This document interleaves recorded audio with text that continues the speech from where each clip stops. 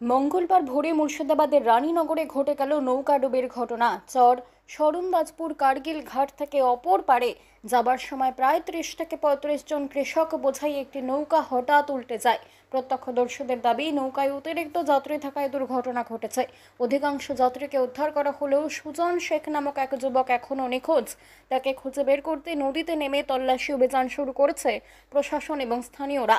মাছ ধরার জাল দিয়ে খোঁজ শুরু হয়েছে, ডুবুরি নামানো হয়েছে। ঘটনার পর থেকেই নদীর ঘাট এলাকায় ভিড় জমিয়েছেন স্থানীয়রা। আতঙ্কে দিন কাটাচ্ছেন সুজন পরিবারের সদস্যরা। এই তো হালকা করে পানি তেলিতে তেলিতে যারা সাঁতার জানে না তারা এদিক ওদিক গোল খেলতে খেলতে নৌকাটা বসে যায়। বসে যাওয়ার পরে তো এই ছেলেটা নিখোঁজ হয়ে যায়। যাকে পাওয়া যাচ্ছে না তার নাম কি? সুজন। আচ্ছা, কোথায় যাচ্ছিল তারা নৌকা চেপে? মাঠে, সন্দেশপুর মাঠে। সন্দেশপুর মাঠে। তারা কি কৃষক ছিল সবাই? তারা কোথায় যাচ্ছিল, কি করতে যাচ্ছিল? এখানে জমিনে জুড়েতে কৃষক যাচ্ছিল সব। প্রতিদিনই যাই? প্রতিদিনই যায়। কতজনের মতো ছিল নৌকাতে? নৌকাতে মোটামুটি ধরেন 20-30 জন, 40 জনের কম হবে। প্রায় 40 জন মতো ছিল নৌকাতে। কজনকে পাওয়া যাচ্ছে না খুঁজে এখন? একজনকে এখন তো দেখা যাচ্ছে।